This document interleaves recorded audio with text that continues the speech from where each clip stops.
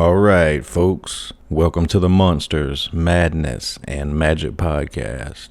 I'm your host, Justin, here with a quick word before we dive in. Now, in this episode, I chat with cinematographer and director Ernest Dickerson about his childhood horrors, life behind the lens, George Romero, and more.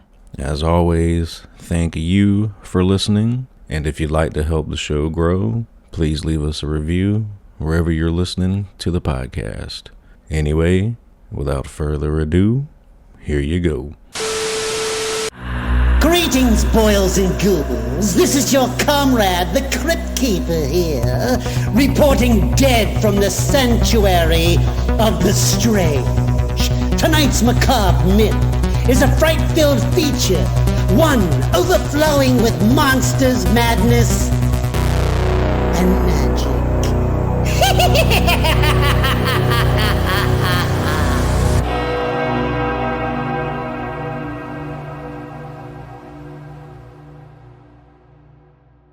Take us back in time. You're a youngster.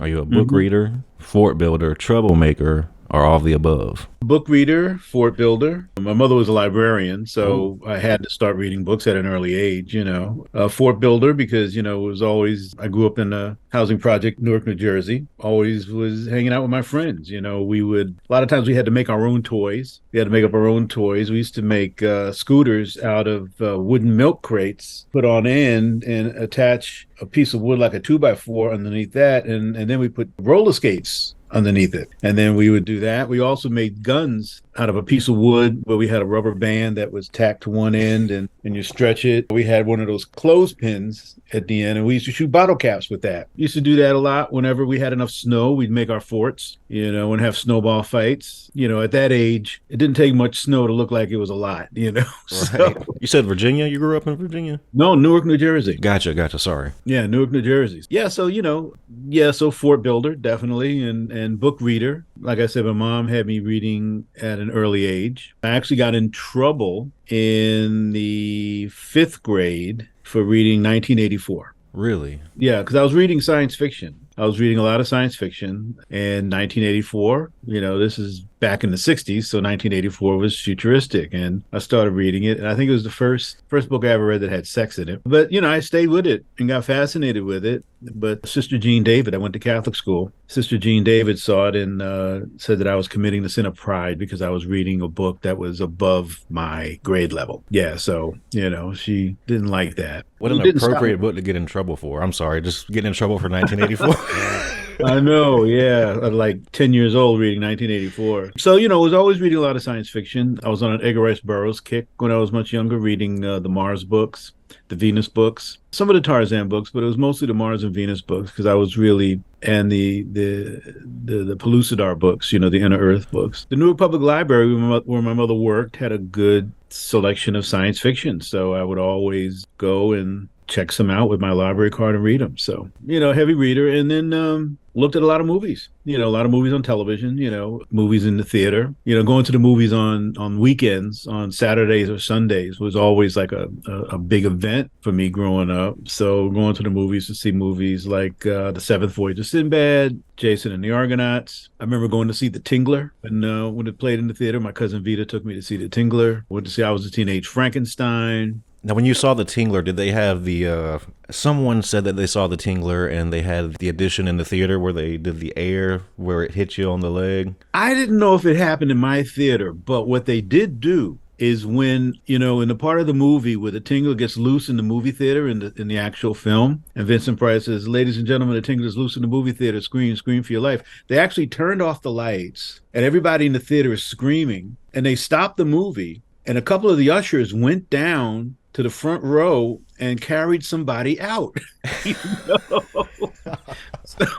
So that freaked us out. That was like, oh wow, But I didn't get the tickle thing on the thing. And then after that, they said, now we will start the movie again, and the movie went back on. So that was my encounter with William Castle's little, what did he call it, Emergo or whatever? Yeah.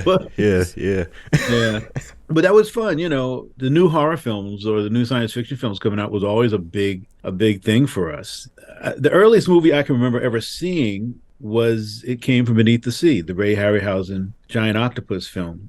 And later on in a conversation with Joe Dante, he confirmed, because it was playing on a double bill with a movie called The Creature with the Atom Brain. I didn't know the name of that movie, but I just remember these zombies walking around and just like hitting people. Later on, I found out that that was it. And Joe confirmed that, yeah, that was the double bill. So I think seeing that movie and the way it portrayed the ocean at night always stuck with me. It was a day for night stuff, the way it was shot, but it always stuck with me. Looking at the ocean, I'm just fascinated with the ocean at night. When you see moonlight sparkling off the water, and it always brings back memories of that movie. This is something I like to ask everyone, Ernest. So, what scared you as a kid? It was the dark. I think having my back turned towards something dark. I remember even when I was a teenager, sometimes taking the garbage out and putting the garbage in the incinerator, and the hallway behind me would be dark, and I'd always like just try to get that bag in there and get inside. I think it was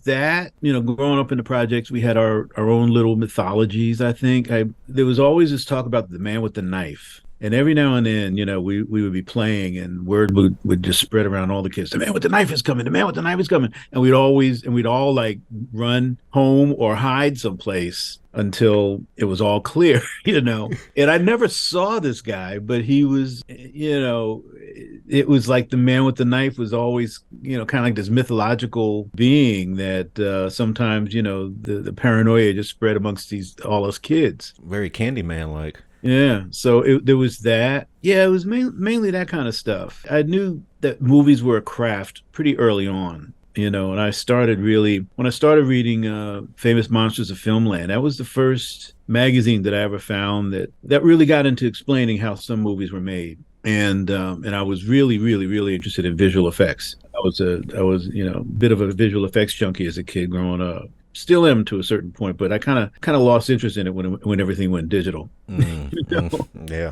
So it seemed to lose its handmade aspects, which was so cool when it was photochemical and models and everything like that. Like I was an avid follower of everything that ILM did, after they opened up in Star Wars, the first Star Wars in '77, and just following the things that they did, the revolutionary advances they made. I remember going to see Dragon Slayer, which was the whole idea of go motion. I thought was really, really fascinating. It was stop motion animation, but putting the blur in the frame, and so I was always fascinated with stuff like that. When digital came along, it was like, okay, it's not so much fun.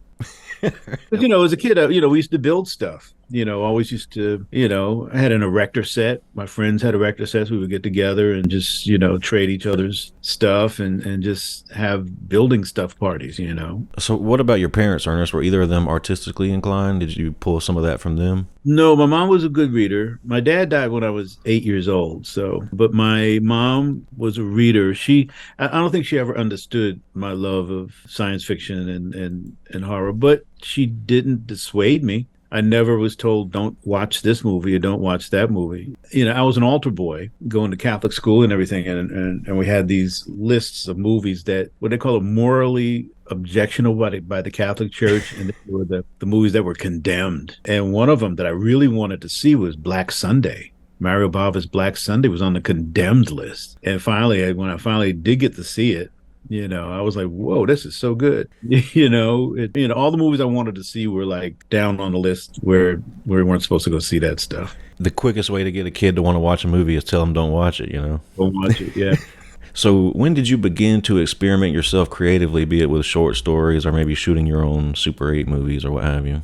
I didn't have access to a movie camera. I used to draw, I guess, nowadays you would look at them as almost like storyboards. I used to draw, I would adapt movies, I would adapt certain movies, but I would draw them in a pad, in panels. And I even gave them, credits, title sequences and stuff like that. I even did one in 3D, or an attempt at 3D, because there was some 3D bubblegum cards that had recently come out, and you got the red and green glasses. And so I tried drawing this stuff, with a red pen, and then going right next to it, try to duplicate the same thing with the green pen. Sometimes it worked, sometimes it didn't. But sometimes it did work, but it was an interesting way to just play around with images. Did you ever have any interest in theater or drama or anything like that growing up? I didn't take it seriously. It wasn't until years later. I mean, I was always fascinated with how movies were made. I was always fascinated by why certain movies looked the way they did. The fact that it was a photographic process, I didn't know anything about that yet. There wasn't anybody around to do that. But when I was in high school, my uncle, who was a jazz musician and a music scholar, he was teaching music at Wesleyan University in Connecticut. He took classes in photography. And he used to come home, come over our house sometimes with these beautiful black and white prints that he did. It was just amazing how these looked, and I just loved the way they looked. And one night we were watching David Lean's Oliver Twist, the one in 1948. And that was one of those movies that I was always loved the look of it. Why does it look, what is it about the way this movie looks that just fascinates me so much? And I'm sitting there with my uncle, because we used to sit up late at night watching movies into the wee hours of the morning on the Late Show, the Late Late Show, and the Late Late Late Show. And we're watching it, and the opening scene of Oliver's mother in labor walking across the moors with the clouds across the sky against skeletal trees and everything. And my uncle just happened to say, "Damn, this photography is beautiful." And that's when I said, whoa, photography. And in the credits, there's this person called a director of photography. And that's when I really started pursuing my love of film. My uncle helped me buy my first camera, my first still camera, and I started taking pictures, and that's how I fell in love with photography. Still didn't take it seriously, though, because I wound up going to undergraduate school for architecture. But I wound up taking classes in photography and also had a job in college on the newspaper as a photographer. And when I was in undergrad, all the part-time jobs that I was able to find were all in photography. So I started making money in photography pretty early on. Ernest, I know you broke in early on into the business with Spike Lee. Can you just take us through how you and Spike met and how that relationship formed and how things got going for you? Well, we met first day at NYU. I graduated from Howard University in architecture in 1977. And at that time, I also had a part-time job at the medical school doing medical photography. So I stayed on until, in a series of photographing leg amputations, I just decided, okay, I got to move on to something else. So that's when I applied to NYU Film School. So at NYU, I went to NYU as a cinematography major. Spike and I met first day. We were in two separate sections, but I found out that he went to Morehouse. He was a graduate of Morehouse College, and I was a graduate of Howard University, and Howard routinely beat Morehouse's butts in homecoming football games. We started ragging on each other's school and everything, but eventually the conversation got serious, what we were there for. We were there to make films, to find a way of making films. And we weren't able to work together until the second year because we were in two separate sections. I was in Section A, he was in Section B. But we would go to see movies together. We both talk about our dream projects. One of them that we both talked about was the autobiography of Malcolm X, which we ultimately were able to make. And then in second year, I was able to start working, shooting his films. That was a great thing about NYU, is that even though I was a cinematography major, I still could write and direct my own films, depending upon how much money I could raise to do it. They always gave us a certain amount of film, so which is usually about 300 feet. So you had to try and write a film that you can do in that amount of money. Spike had some money from his grandmother, who had a trust fund for her children. She set up a trust fund years ago for her grandchildren, and so he was able to use some of that money into financing slightly longer projects. The first movie that I shot for Spike was our second year. It was an adaptation of a short story about sibling rivalry in a black family on Thanksgiving. And it was fun. It was cool. We did it. That was the first thing we did together. So I know you initially went to school for photography and you wanted to be literally behind the camera. Was that drive to direct and write, was that always there? Kind of like in the back. I mean, cinematography was my main thing that I was interested in, but I think the first film that really got me thinking about directing was Clockwork Orange, Stanley Kubrick's Clockwork Orange. I became a big Kubrick fan after 2001, which is still my favorite film of all time. But I had a book. There was a book that I got that was a shot by shot of Clockwork Orange, and just looking at that made me think about directing, possibly directing. So I was still interested in cinematography. I was still interested and actually the directors whose work I really, really liked were directors who used the camera in interesting ways to tell the story, like Kubrick and Hitchcock, David Lean. And so these were guys whose work I always looked at. And actually, even when I was in Washington, D.C., there were great theaters that would have retrospectives, like a Nicholas Roeg retrospective. They might have a double bill of Walkabout and Don't Look Now, things like that. That's where I really first started seeing movies like The Man That Fell to Earth, THX 1138. We saw Star Wars. When I was working at the medical school in '77, we knew Star Wars was coming because we were all readers of Cinefantastique magazine. And so, they were always talking about this Star Wars that was coming up. And we were like, what is this? What is this? So the day that it opened, we got all our assignments done real early. And we because we had a running photographic lab at the medical school, doing medical photography, developing film and everything else. So we got all of our assignments done, shut down the lab early, and went in to see the first screening of Star Wars at the Uptown Theater in 70 millimeter with this amazing screen. It was kind of like wraparound, and we just walked right in. That's the amazing. line hadn't started forming yet. So we just walked right in and we were just blown away. We just were totally blown away by it. And the thing about it was that we liked it so much, we stayed to see it again. They didn't make us leave. So we saw it twice in a row. And the second time we were able to get right down front,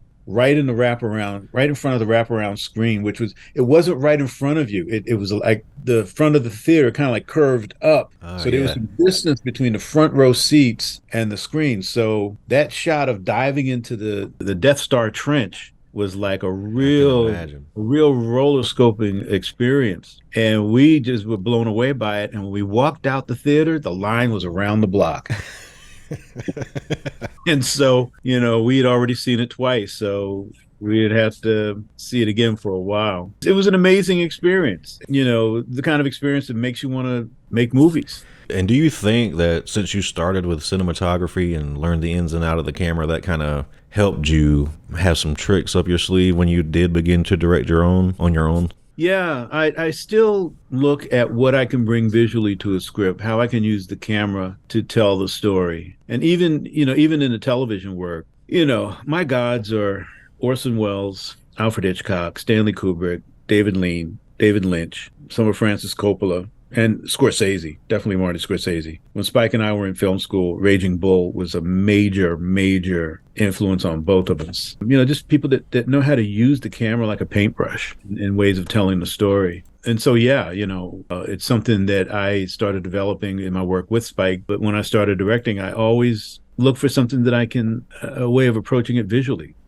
How to visually approach the story. So, and it's always challenging. That's what I love about it, is that you're constantly being challenged and you're constantly solving problems. And that's what I think architecture gave me, because architecture was about problem solving. And when you're making a film, that's what you're trying to do. You're solving problems. A lot of them.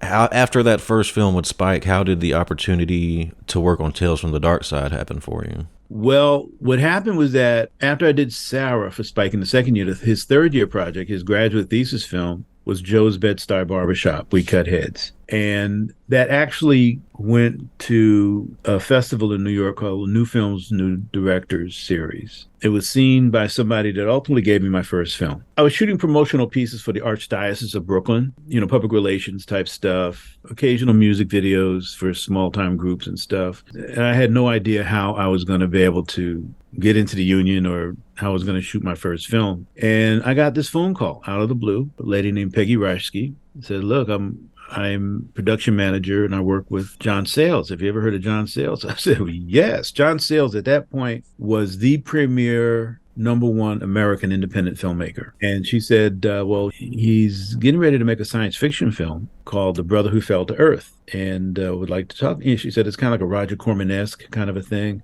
He would be interested in talking to you about it. So I said, yeah. So I went in and met with John, had a great conversation. He had not yet written the script, but he told me the whole story. He told me the whole thing. Asked me if I had ever shot 35. I lied and said yes. So I got this movie that ultimately, the title was ultimately changed to The Brother from Another Planet. And we did that, shot that in 1983, and it came out in 1984. That was my first film. The producers of Tales from the Dark Side saw that, and that's what got me the work on the first season, the first and part of the second season of Tales from the Dark Side. Is that ultimately also how you ended up working on Day of the Dead as well, that relationship? Yeah, well, what happened was that I shot episodes that were directed by Michael Gornick, who was George Romero's cinematographer, and we really hit it off. We had a great relationship, and then he ultimately told me that hey, I'm going to do Day of the Dead. I'm going to need some second unit work. Would you be down for coming there? I said, yeah. I'd already seen Night of the Living Dead. It was like one of the few films that gave me nightmares. While I was in DC, we went to see Dawn of the Dead. We went to like a midnight screening of Dawn of the Dead, and that blew us away. So to be offered Day of the Dead was really, really cool. So that's how that happened. That was a crazy experience. What was your first impression of George when you met him? Did you guys hit it off? Man, George was the coolest guy ever. I loved George. I really did. He and his crew were really, really cool people. I mean, we were shooting in Fort Myers, Florida, and basically what it was, the opening sequence where these people are looking for survivors and they land in this town, and as they're calling out, and you see the Walking Dead, the zombies slowly come up and step out. That was my job, to shoot all of that. The zombies in the movie theater, the zombies in the alleyways, who gradually turn into a mob going up the street. And the way it happened was that they had all these extras that they were going to make up. This is where I first met Greg Nicotero also, because Nicotero was on the makeup crew under Tom Savini. So they started putting makeup on extras around 5 a.m. I think we had like a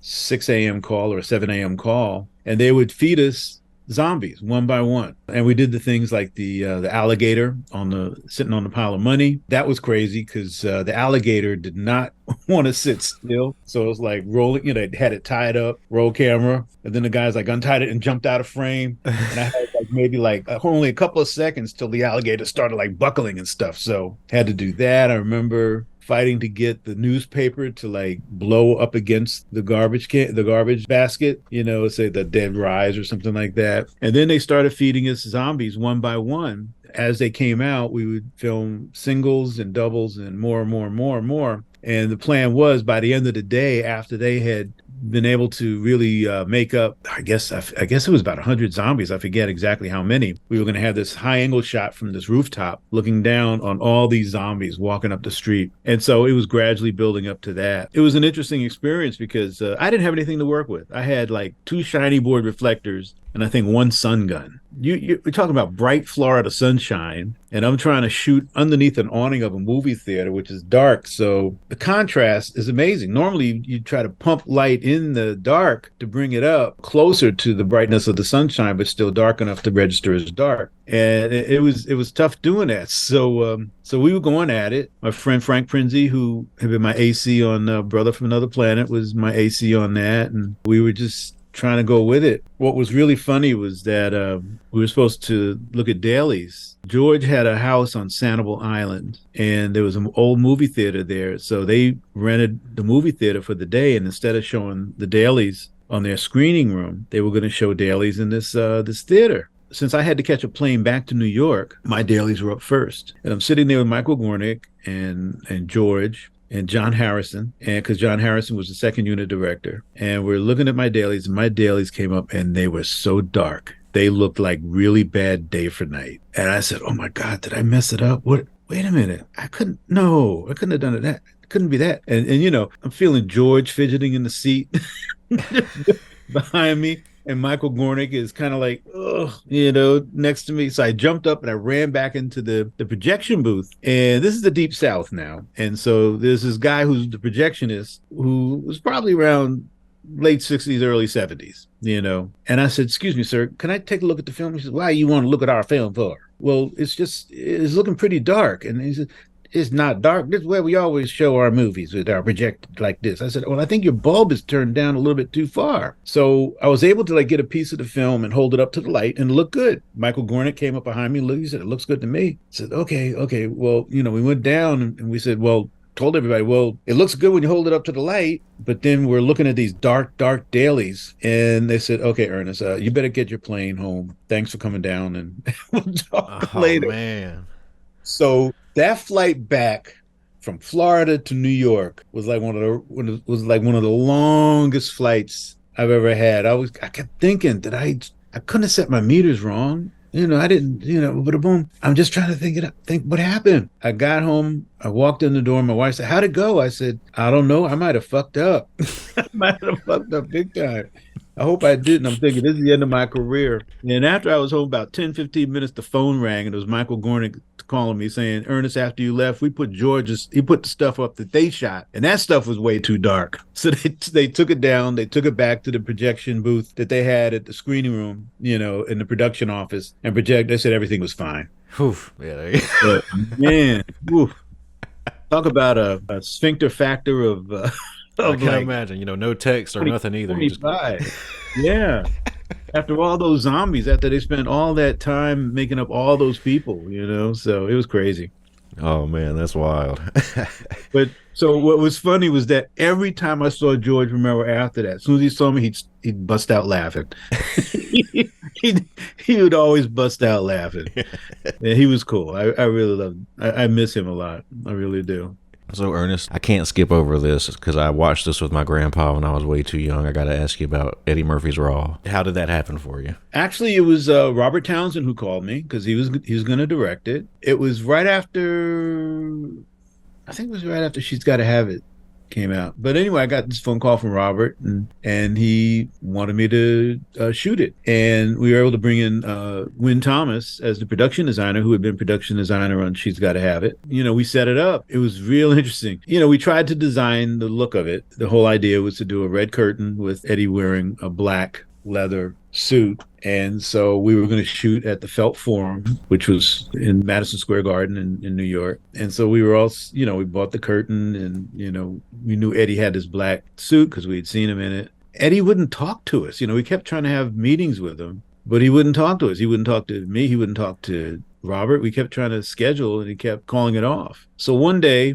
somebody came in with this purple and I guess kind of pinkish paisley leather suit. I said, "This is what Eddie's going to wear." They said, "Whoa, whoa, whoa, no, this doesn't go along with our plan." They said, "No, this is what he's wearing." No, you don't understand. We need the black suit, because we already got the curtain for the black. He said, no, this is what he's wearing. This is what Eddie is mandating. So we had to completely go with a different curtain because, Wynn's looking at it and he said, "That's not going to match. That's not going to look good together. This paisley and that curtain." So we had to go more with a pinkish wine colored type thing. Had to change the whole thing. And it was an exercise in almost like shooting live television because I had it worked out so that Eddie would arrive in the garage in his limo. He and his bodyguards would walk to the dressing room. I said routinely before he went on stage, he would sit at a piano and just play the piano and then go out. So the idea was to have Steadicam take him from the limo to the dressing room. I had a handheld camera in the dressing room to shoot him getting ready for that. Meanwhile, Steadicam was reloading outside. Then Steadicam would take him from the dressing room towards the stage, at which point Robert and I would run up to our control board. We had 6 cameras out in the audience, and each one had a video feed so that we could see what each camera was seeing. And, the tricky part was always to make sure that when cameras had to reload, to make sure we had at least one camera still shooting, because sometimes they would all run out around the same time. So we had to, that was great. That was interesting. But what happened though, I think Eddie had just broken up with his girlfriend. So he was not in the best of moods. So I think part of that's where that thing half came from, which my wife was in the audience at that time. And at intermission, she went to the ladies' room, and the women in the ladies' room, the things they were saying about Eddie Murphy. They said, "If I ever see that motherfucker, I'm going to kick his ass. I'm going to kill him." He was making so many ladies mad, It was crazy. And it was it was at the end of his tour. So, and his mother was in the audience, I understand. But it was interesting. It was real interesting. And then, I had a chance to work with Sam Jackson because he's, in the little prologue thing that we did Sam is like one of the people that watching Eddie perform at the house and everything. But it was cool.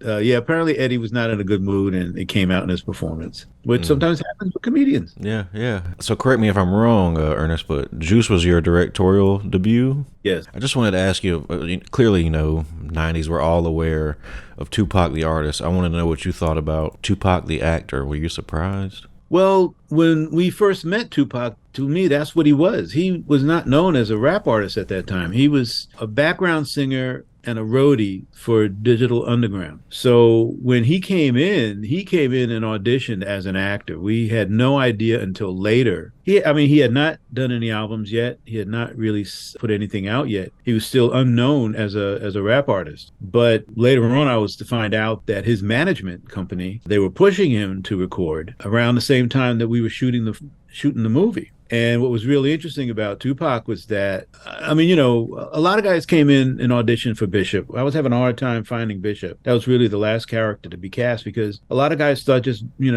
coming in and showing me how ballistic they could go would get them the role. But his training as an actor, he was able to understand the pain that is behind Bishop's actions, and that's the thing that he brought out in his audition. He didn't come into audition. He came in with Tretch from Naughty by Nature. He was just hanging out with Tretch.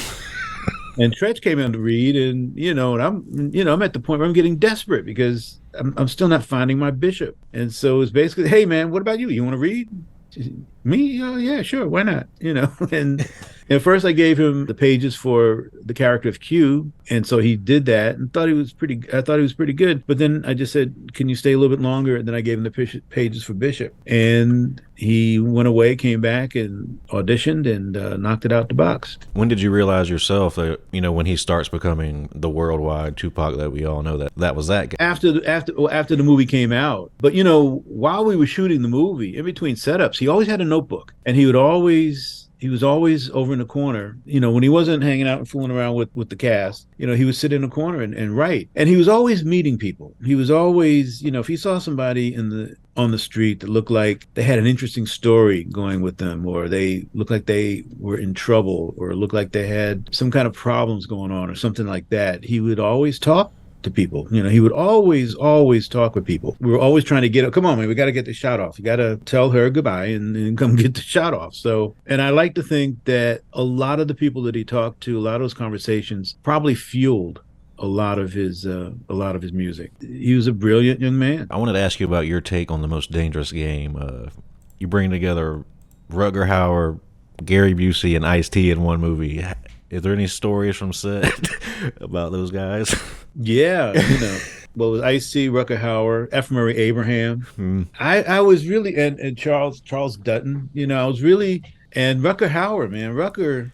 When I found out that Rutger was available and was interested in it, I heard all these horror stories about Rutger. Now, I was a big fan of Rutger's. I first saw him in the Stallone movie Nighthawks, where he played the terrorist. And then when he showed up in Blade Runner, and just took the whole world by storm. I think when I told my agent, I think we have a good chance of getting Rutger Hauer, I kept getting, well, watch out for him. I understand he's quite a handful. I said, okay. So I agreed to meet with Rutger at this hotel in Santa Monica. I was in Santa Monica at the time. And Rutger came in, he was riding his motorcycle. He came in, and I'm leery, wary, wondering how this is going to go. Man, we rapped for like 4.5 hours. Rutger was so cool. He was such a very, very, very cool gentleman. I really fell in love with the man. He just had a low bullshit tolerance. He didn't want any bullshit. He just wanted to come do the work and go home, and but we just rapped. We just talked for like 4.5 hours, and he was so cool to work with. He had some interesting ideas, some of which were cool, some of which weren't cool. I found out early on that, okay, if he's got an idea that's not going to work, just have a good reason for telling him why it's not going to work. Right. He and Charles Dutton started developing this interesting relationship between them, their characters, because they had worked together in intelligence. So it was so interesting. So, when we were designing the cabin that the guys were staying in, I wanted everything in that cabin to be something that had once been alive. Wood, the tables were wood. Even there was a trash can that was actually a hollowed out elephant's foot that had been hollowed out and made into a trash can. And, the heads on the wall and everything else. And, it was color coordinated. And we built the cabin knowing that we were going to burn it down later. And it was real interesting because the first 4 days of production, we shot the dinner scene. And one of my favorite scenes in movies is the Indianapolis scene in Jaws. When Robert Shaw, man, I can quote that thing. It give me I got my hair standing up when you mentioned it. Yeah, it's a scene that always sends chills down my spine, and I wanted something like that. And so we shot that over several days, all the stuff at the cabin. And F. Murray Abraham was so cool. I mean, I was a little bit worried because this is Salieri. He's already won an Academy Award for Best Actor, and I'm thinking, how fun will Salieri be to work with? And F. Murray Abraham was so cool. The thing about Murray was that every day on set, you had to have a dirty joke for him. And he would have one for you. It was like a ritual. What do you got for me today, Ernest? I'm always trying to find a dirty joke. But what happened was that where we built this cabin was an hour's drive. We were shooting up in Wenatchee, Washington, which is about a 4-hour drive away from Seattle, up in the Cascade Mountains. And it was an hour's drive from the hotel to the set. One night, Murray decided he wanted to drive himself. And these are dark country roads up in the mountains, like dark, with some of which have no street lamps at all. Murray was he decided to drive himself home one night. And when he was driving, he went through an intersection. The other driver ran through the stop sign, didn't stop at the intersection, and just hit Murray's car in the side, on the passenger side. His car spun around to the other side of the road. Murray's face went into the steering wheel. He wound up breaking 3 bones in his hand. The driver of the other car was killed, and I think the 2 people that were in the car had to be airlifted out by medevac. They found whiskey bottles and beer cans all in the car. And so for those first several days in the woods, we had to shoot around Murray because Murray would have been there on set. So when you look at the film, you'll notice that for that first chase, when they're after Ice-T, when they're talking about it, Murray's character kind of stays in the back and doesn't say a word. That was his stunt double, because Murray was in the hospital. Double is in the background, and he's got goggles on to hide him. Body type was roughly like his, but he doesn't say much. He's kind of like in the background, where normally his character was, pretty talkative. So apparently, I think his agent was telling him, look, you were almost killed, because he could have gotten killed. He said, look, you were almost killed. Just quit the production, and, they'll have to, insurance will take care of everything. And Murray said, I can't. He said, what am I going to do? He said, I got to work. Otherwise, I'll be thinking about what almost happened to me. After several days, he came back to work. And so with the broken hand, he was in a cast. So that's why he has to wear a black leather glove all the time to hide the cast. And he could do maybe 1 or 2 takes, then he'd have to sit down and rest because he was on heavy painkillers. We were really working with him and stuff to try and get him through it. We were falling behind because of this. And my producer tried to go back to New Line and try and get, some more money, or at least get our schedule expanded. New Line wasn't having it because I did not know that. I found out later that it was a production deal between New Line and David Permit Productions. They started out as friends, but by this point they were enemies. And Surviving the Game was the last film in that agreement. So basically it was a contractual obligation. And my major problem was the fact that with the cast that I had put together, the movie had already made its money back before we even went to camera. So basically, as far as New Line was concerned, look, we made our money back. We're not losing anything. We have no reason to really help you with this film. Damn. And they weren't helpful at all. So I think my producer was sitting there, and I think he was basically told, if you came here to try and get more money, you just get the fuck out of here right now. I think that's the way it was told to him. Shit. Yeah. So we're struggling trying to make this movie. And, Murray, he was working, and he really appreciated what the crew did, how the crew had really, tried to help him out. So he did something really cool. He bought out a restaurant and he gave a party. He bought out a restaurant and just gave a party for everybody. You had to wear something red to get into the party. So, people were wearing like red ties, red handkerchiefs. You know who came up with the best idea? Rutger. Rutger had some young ladies, red lipstick, kiss him all over his face. And he showed up with all these little red lip marks all over him.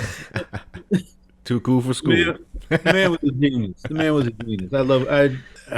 I cried the day he passed away. Let me just ask you: did Mr. Busey behave himself on that set? Kinda. I got to tell you the thing about Gary though. Yeah, he got kind of crazy, but he really got into the role because when he showed up. We had started shooting some stuff, and he showed up and hey Gary just arrived. Oh, I got to go meet Gary. So I knock on his trailer door and I go inside. Hey Gary, Ernest, I'm your director. He said, hey, and he takes my hand. And he said, you know about the hole in my head from my motorcycle accident? That's the first thing he said to me. And there's this hole in his head. There is like an indentation in his head from this motorcycle accident. So he was having trouble figuring out the character, because, we're doing line readings. And he said, well, this is such a crazy, he's the whole story about how he was raised with this dog and how his father put him in the basement and told him, when are you going to come out of there alive? You are the dog. And he said, it's such a crazy story. He said, are we going for laughs here? Is it comedy? I said, no, Gary. I said, okay, this is where it comes from, Gary.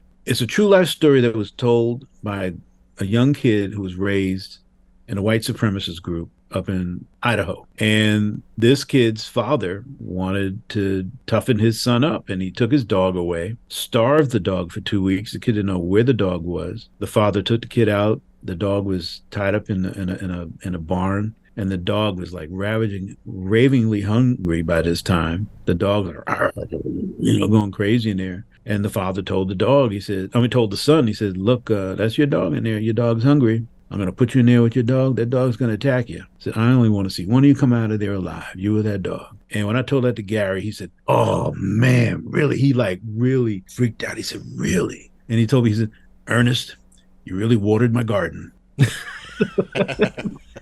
So he really, really glommed onto that role. He actually called me up. I think it was like 3:30 in the morning. He was up, he was up. I don't know what he was doing to stay up, but he was up. And he said, Ernest, that line, what if I say it like this? I said, Gary, said, are you sleeping? Yeah, Gary, I am sleeping. Oh, let's talk in the morning. Okay. He named the dog Prince Henry Stout. He came up with that name. And apparently later on, he told me that when he was growing up on a farm, he had an old dog that had puppies, but the mother dog was too old to produce milk. And so the puppies were going to die. And so he said his father made him go out there with a hammer and kill each one of those puppies. So it got kind of heavy. Shit. Yeah, it got kind of heavy. But the next time I saw Gary was about a year, maybe 2 years later at another premiere someplace. And I say, hey, Gary, how you doing? Ernest, how you doing, man? I'm still thinking about Prince Henry Stout, man. Still thinking about that. He was Gary Busey. So I'm a huge horror fan. Demon Knight was a staple in my house growing up. I just wanted to ask you, to me, that's one of the best Tales from the Crypt movie and just one of the best horror movies of that era in general. Oh, thank you. It's a travesty that you never directed your own episode of Tales from the Crypt. Was that ever in the cards? No, I wasn't. I wasn't doing any television then. I was really trying to stay in features. No, but that movie came out really well because I had a great producer, Gil Adler. They were, I'm still friends with Gil to this day. I just saw him last week. We were up in Vancouver.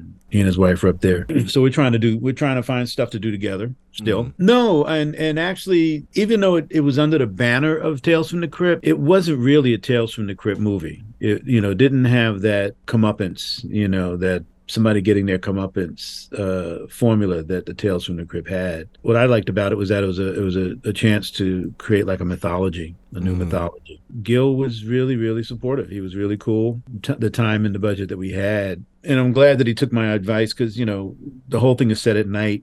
And I was the one that said, look, I can't we shoot this in a studio someplace rather than do, because shooting night for night out in the desert, the crew is going to die. So taking that, he found the airplane hangar that we shot it in. It was a decommissioned airplane hangar at Van Nuys Airport here in California. And that's where we shot it. And Christian Wagner, who was my production designer on Surviving the Game, designed and built that house on the stage and everything. And that gave us maximum control. So we could have regular working hours. We could go in for a 7 a.m. call and work until 7 p.m. And under total control. So almost everything was done in that studio except for the opening car chase. A lot of that was out in the desert, out on the road. And then the final scene where Jada gets on the bus. That was actually our first day of shooting. Jada getting on the bus, and the guy who plays the next collector who comes up at the very end. He was actually my next door neighbor in Brooklyn when I lived in Brooklyn. He was Wow. Mark Kennelly. He was so he came in and he did it. So we were able to do everything in the studio, and it just gave us so much more control, and it was a much more comfortable environment, and everybody had a ball. We had a good time doing it. I've spoken with William Sadler. He's one of the nicest actors I've had the chance just to talk to. He's just a nice guy. Yeah, I love Bill. Wish I had more time to work on. I did work on him one other time on a movie shooting in North Carolina, and it was a short piece because his character gets blown away in the beginning of the movie. but yeah, he was such a good guy. He was good. Gary Farmer was great. CCH Pounder was really cool. Charlie, everybody was really wonderful to work with. I'm surprised and happy that it's stayed relevant for so long. We did mention Mick Garris earlier. I'm a huge fan of your work and his work, and especially Masters of Horror. Yeah. Your episode is one of my personal favorites. So what was your inspiration for the V Word? Well, that was Mick's script. He wrote the script. Oh, see? Yeah. I didn't know that. He invited me to come on, and he said, "You have any script ideas?" I said, "Well, let me look." He said, "Well, I got a script if you want to read it." And I said, "Okay." And it was based on something that actually happened to Mick.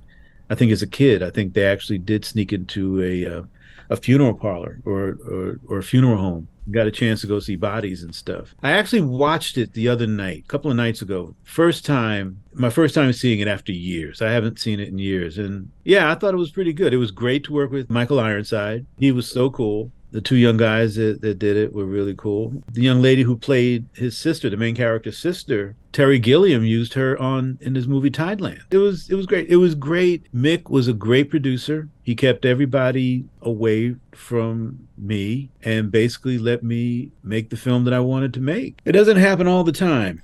But when it does, it's a real blessing because Mick was actually one of the best producers I ever worked with. And, that made us even tighter friends. We need another Masters of Horror type show out there. There's nothing like that out there that I can think of. I think you're absolutely right, man. You're absolutely right because I also watched Toby Hooper's The Damn Thing, and that thing was so intense. And it gave everybody a chance to do some really interesting stuff. I remember Joe Dante did Dreams of the Witch House. I think that was episode. Joe. Yeah, that was a great episode. Much better than or Stuart Gordon. It might have been. It might have been because Stuart had been he's the Lovecraft guy. Lovecraft guy. I mean, yeah, nobody did it like Stuart, and I miss him too, man, because he was such a cool guy. Yeah, I'm friends with Mick on Facebook, and he often shares, the picture of you're in the pictures, all you guys meeting for the big, I guess it's a dinner that you guys met up for. Masters of Horror dinner. Yeah. But that's where I became good friends with everybody.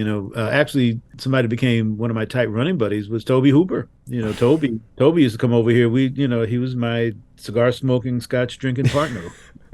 And Toby and Joe Dante. We work with Joe a lot, and actually Joe's lady, Liz, is co-producing a film that my wife and I are going to do, a horror film that we've written together called No Face that we're trying to get out there. So. And just being in contact with everybody has really been great. It's, we miss Toby a lot. My wife stays in touch with his son, Tony, a lot, and they talk often. He really became a good friend. This is something I like to ask everybody because you never know what they're going to say. Have you ever had an experience you would consider supernatural or paranormal? I've had some things happen to me that I couldn't explain. I don't know what it was. I remember as a kid going to summer camp, and this was a camp in New Jersey, Pennsylvania, and we were sleeping out at night one night, out on our sleeping bags outside of the cabins, and I heard something moving. I heard something and a shuffling sound, and I don't know what it was. I was under my sleeping bag, and I was afraid that if I ever looked at whatever it was, could it have been a bear? I don't know, but I heard this shuffling.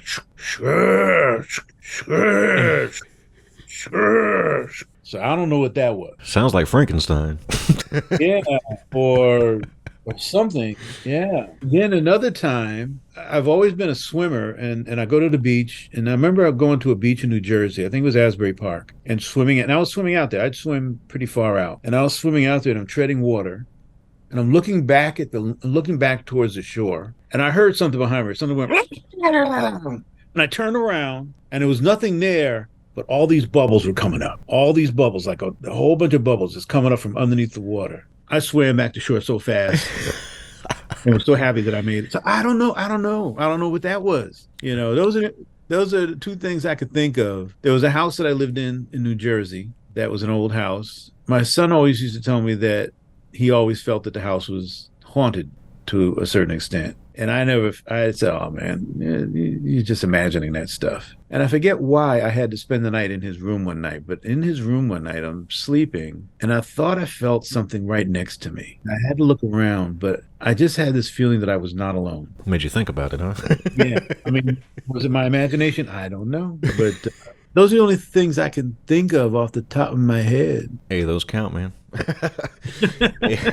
Well, Ernest, it's been a pleasure talking to you, man. I'm not going to keep you any longer, but just to put a bow on everything, why don't you just tell everybody what's on the horizon for you? Anything in the pipeline? Well, once the strike is over, we've got several projects lined up that we want to try and get out there. The script that my wife Rose and I wrote, No Face. We want to get that out there. We have the script. We've got our pitch deck, and Joe's fiance Elizabeth is one of our co-producers. So we'll see what's happening with that. I just got through writing a story outline for a 10-part limited series on the life of Duke Ellington. So I'm hoping I can do that. I had to do a deep dive into his life, and I found some really, really interesting stuff about him. So we already have Jeffrey Wright attached to play Duke. So we have that. Gil Adler had me read a book that we're trying to figure out what we can do with it.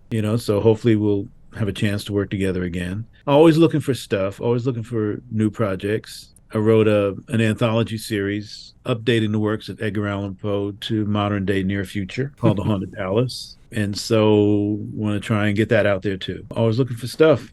Here's one for you. Out of all the projects you've worked on, be it, directing, cinematography, what have you, what's the most challenging one that you would consider is the one you lost sleep over maybe? Oh, that's hard because you lose sleep over all of them. More recently, I did 2 episodes of a show called Raised by Wolves, which was really challenging because we were shooting in Cape Town, South Africa, in some really challenging locations, really interesting locations. But that was fun because it was a great crew. But we were also shooting under the constraints of COVID. So, we had to be careful with that. We couldn't assemble in heavy groups and stuff. Gosh, that's hard. I think the earliest ones were the hardest because I was still trying to find my way. But I'm still looking for new challenges. Well, that's all I got for you, Ernest. It's been a pleasure chatting with you, like I said. And Same here, man. Appreciate that. Thanks for having me. All right. Have a good rest of your day, man. You too, man. Bye-bye. All right, folks. That's a wrap. I hope you enjoyed that chat with Ernest. As always, thanks for listening, and we'll see you back next time. Monsters, madness, and magic.